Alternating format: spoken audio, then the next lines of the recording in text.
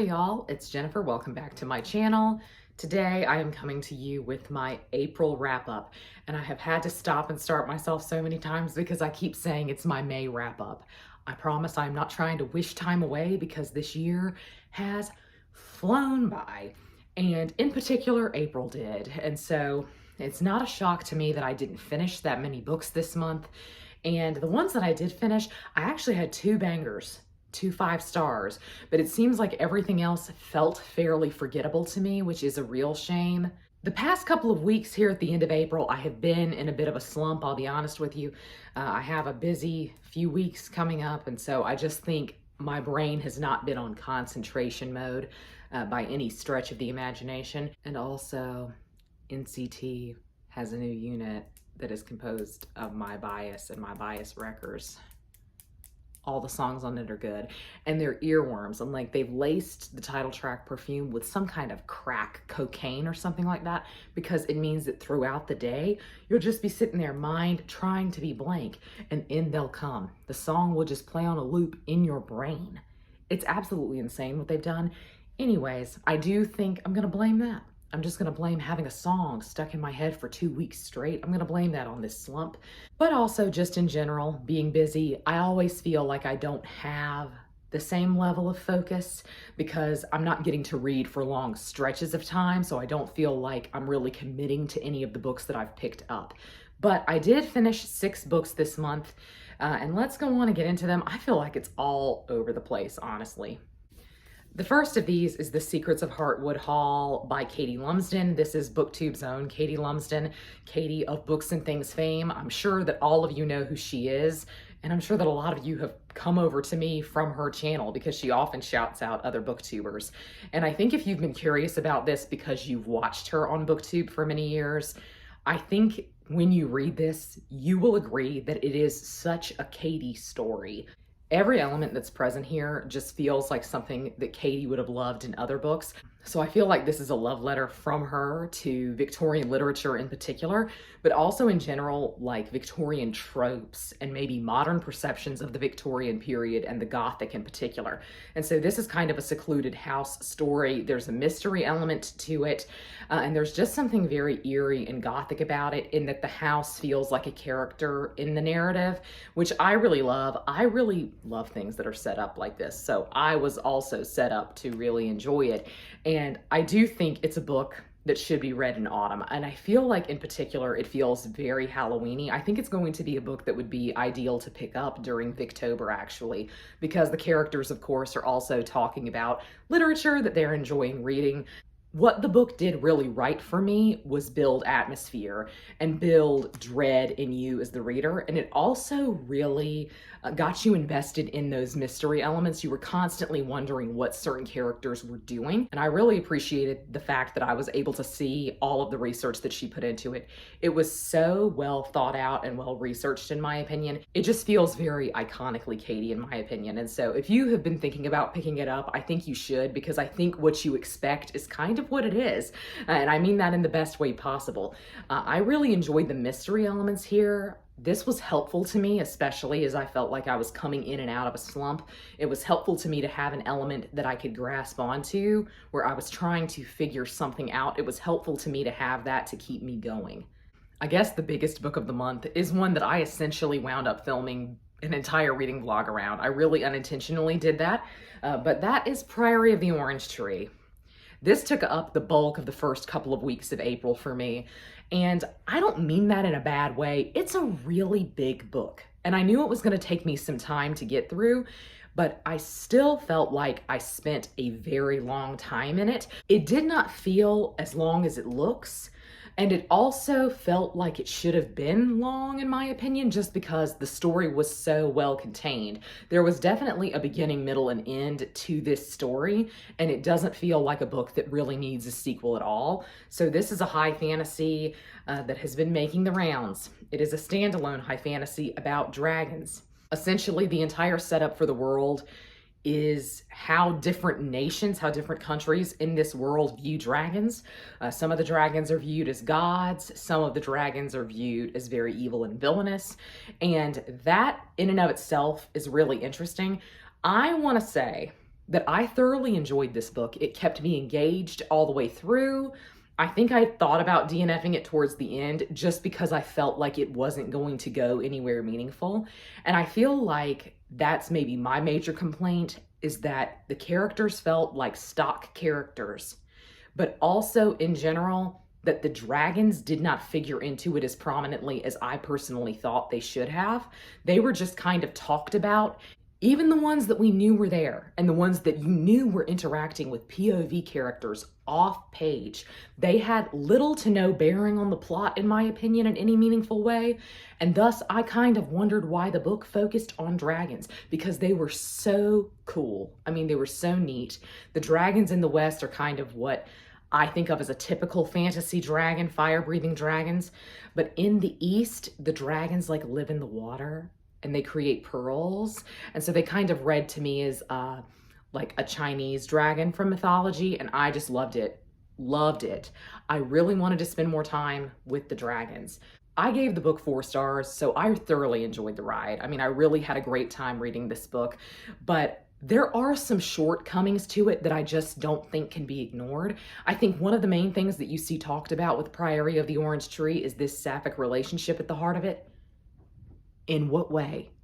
In what way is that relationship the heart of it? That's what I would say to you. It did not feel like there was any build to that relationship. And it also didn't feel like it took up a lot of time and the page count. Just from the way people talk about it, I would have thought this book was mainly a romance, and that is not at all what it is. It's more of a political fantasy. But see, I feel like a lot of the romance took place off page. And that is something that I feel like we can't ignore if we're going to critique this book, if we're going to review it. It's something that I think will bother quite a few readers, but truly did not bother me that much, except in the case of the romance, apparently. A lot of key events and conversations took place off page. And I feel like you should know that, because depending on the type of reader you are, specifically the type of fantasy reader that you are, that will make or break this book for you. I'm not talking like battle scenes and things like that, because I guess those occurred on page. They just didn't get the level of detail or attention that you might think they should have. But I'm talking things happened and they would cover it in a sentence. Oh, by the way, that confrontation occurred. By the way, this happened. And part of you is thinking, well, why didn't I see that? Why didn't I participate in that as the reader? Like, why was that one sentence? If it's important enough to be mentioned, why didn't you show it? And so I think there was a lot about this that felt clipped in a lot of ways, but I personally didn't mind it because, first of all, I don't care about an action scene. Second of all, I really don't care about training. So I was just really happy that a lot of times those scenes were pared down in order to make way for dialogue about them. So I personally appreciated that, but I think the end of this book in particular is going to make some people mad. And I'm sure that it already has. It's been out for years, but the ending of this, I personally really loved it. But I think a lot of people are going to say that it was rushed and that it wasn't given enough time and attention. My intent was to read this and immediately go into the prequel that just came out, but that did not happen. Essentially, after I finished this, I went on my Wattpad binge, and I've never really gotten out of that. I've just really been reading Wattpad fan fiction for the past 2 weeks. Help me, SOS. Aside from Deserted Island Mafia AU fan fictions that I've been reading, I also picked up Jade War by Fonda Lee, because when you're reading a Mafia AU, why not read a book about the Mafia? Jade War is the second book in the Greenbone saga, and I read Jade City last month. It blew me away. I could not wait to go into the second one. I really just could not wait.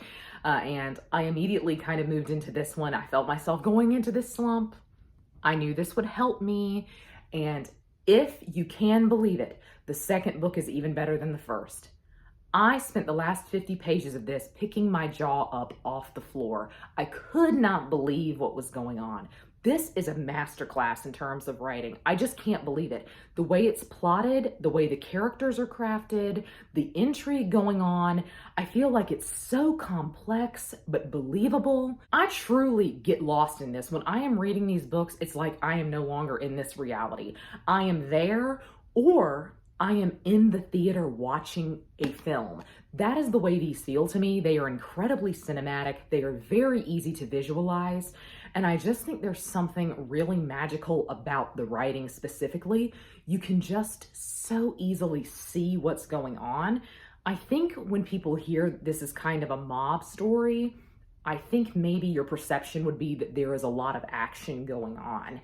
And while there are action scenes, and I think they're needed personally, I don't think this is as action heavy as some people will want. This is more about what is going on behind the scenes, whether you can trust someone else, who is on your side truly, who in your family can you trust. It is really dynamic and complex. And I just truly, truly cannot believe it's taken me this long to read these. But also, I can't believe they aren't getting more hyped. I know that a lot of people have been talking about this series and trying to hype it up for years. But honestly, why has this not been made into a show on HBO? HBO is sitting there like, let's make a Harry Potter show again. Let's not, first of all. Or let's make more Game of Thrones shows. Why? Make this. Make this. I would be first in line for this. And I think most of the people who watched Game of Thrones or read Game of Thrones would also line up for this series.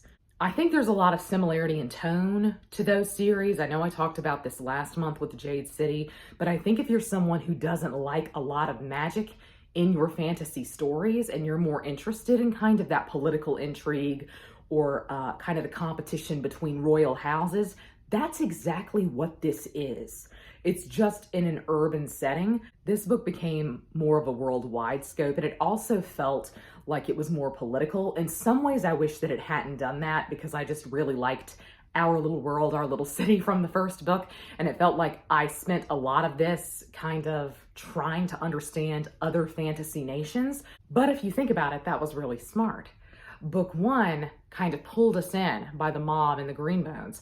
Book 2 is setting up a lot of political machinations and kind of worldwide consequences of the actions of the Greenbones.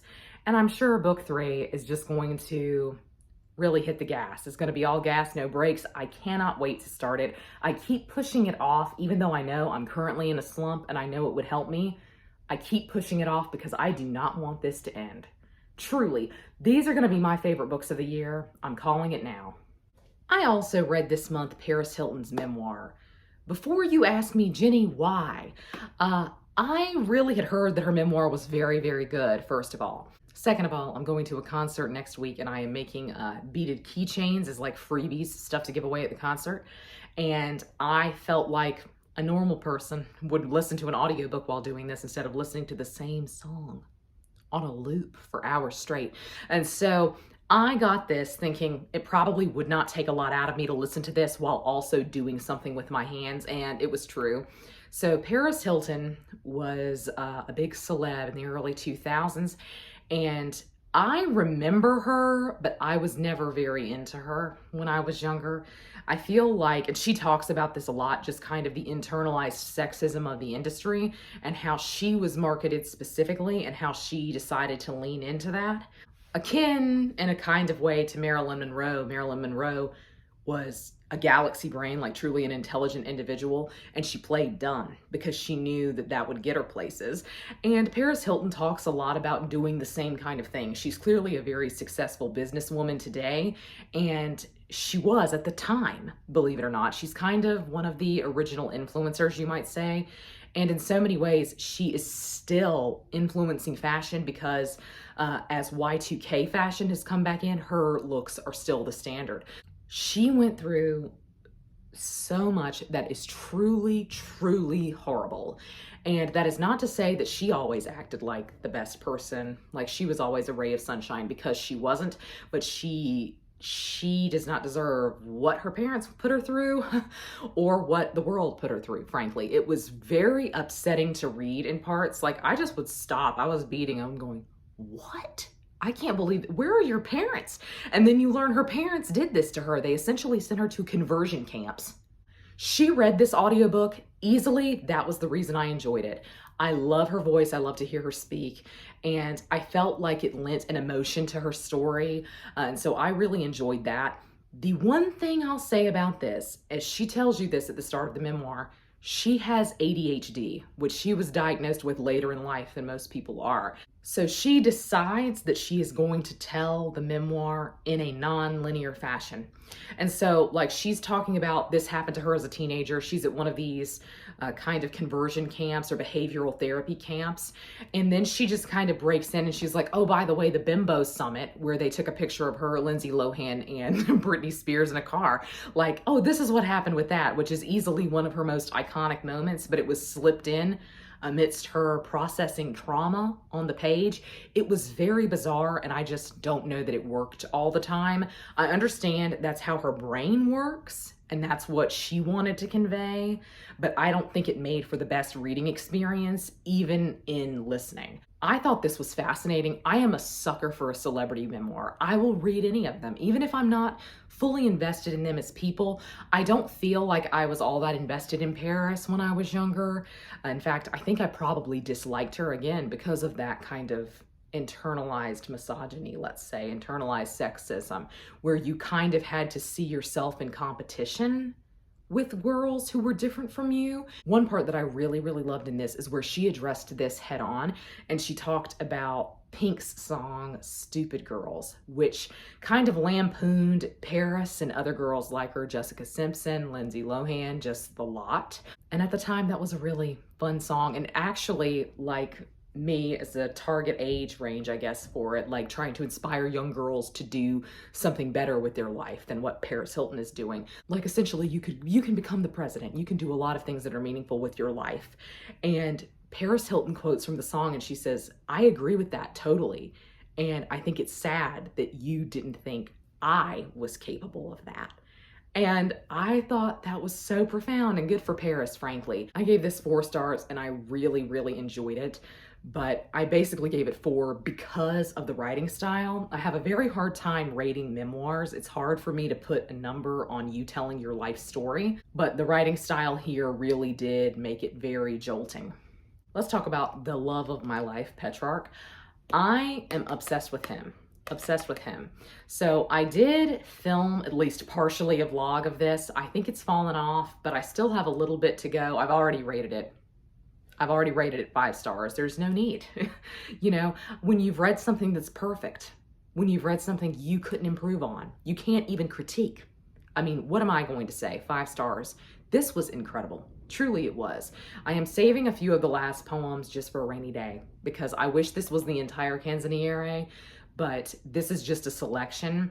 And I'll say this edition, the person who put this together addressed the fact that they think if you're going to translate the canzoniere by Petrarch, then you're only ever going to be able to pick out pieces of it. You should never do it in totality because each poem deserves a lot of time.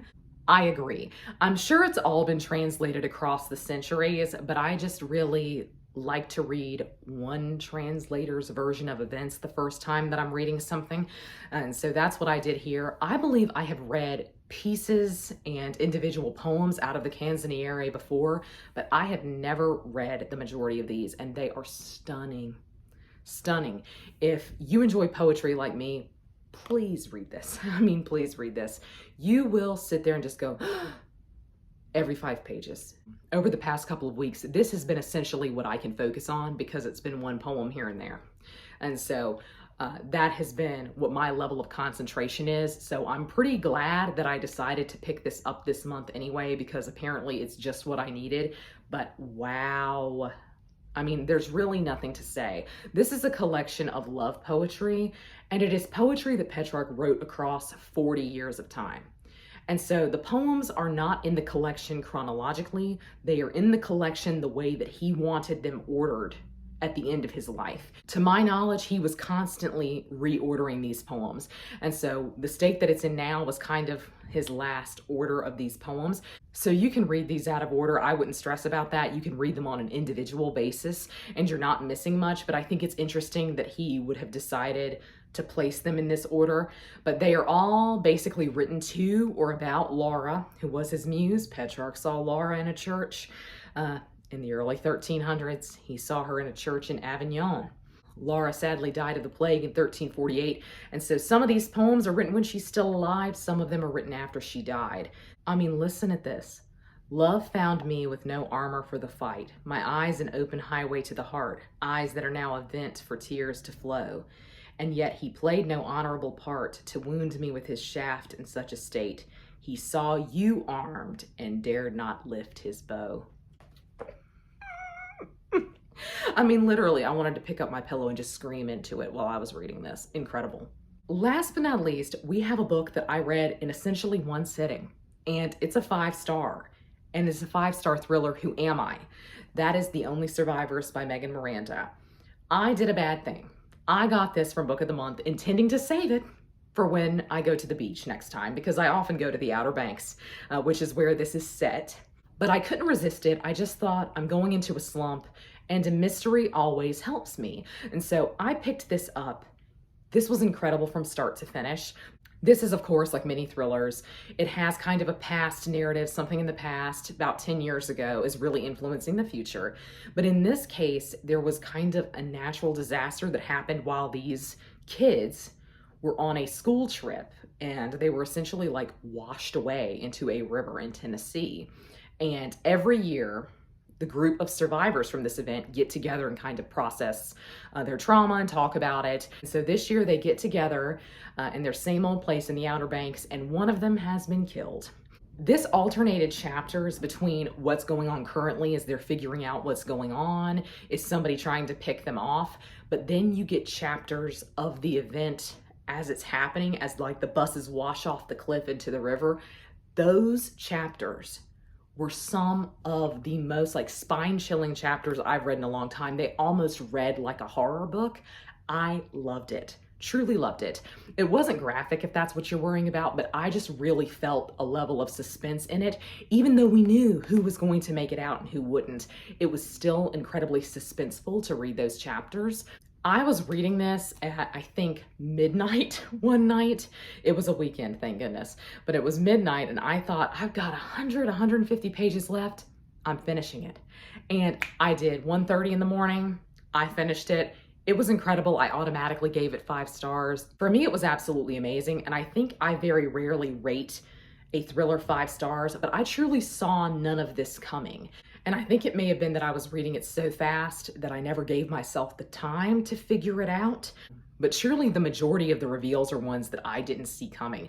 And I fully can see myself rereading this. That's essentially why it got 5 stars, is that I really do want to go back and reread it to see if I can find out like how the ending was set up in earlier chapters. This is honestly one of my favorites of the year. I truly could not put this down. It was such a page turner, and I thought the writing was really well done. What I really appreciated about the writing was just how well formed and developed the characters were. I think that's often a problem that I have with a lot of mysteries and thrillers, is that I just feel like the characters are one note. They're archetypes. They're just meant to be moved about, and they play a certain role in the mystery. And I think that's what a lot of people love about mystery novels and thrillers, is there's something comforting about the predictability of certain character archetypes. I really want to get invested in the characters, because otherwise I don't care what's happening to them. I understood each of these characters even if I didn't like them, and even if I didn't like them, I felt like they were compelling to read about. And so this was just fantastic for me on so many levels. This was my first Megan Miranda. It will not be my last. But I was really, really thrilled with this. I kind of picked this up on a whim, thought it would be a fun beach read, but now it's one of my favorites of the year. So those were all of the books that I read in April. I feel like it's a wrap up that is all over the place. We had Petrarch, we had fantasy, we had a thriller, we had historical fiction. I could not pick a genre this month, apparently. Here's hoping that May is going to be a better reading month for me. Hopefully I can get out of this slump, but I would love to know down below if you have read any of these. I would love to know what you read this month, but that's going to be all for me today. I hope you're all having a great week. Happy reading. Goodbye.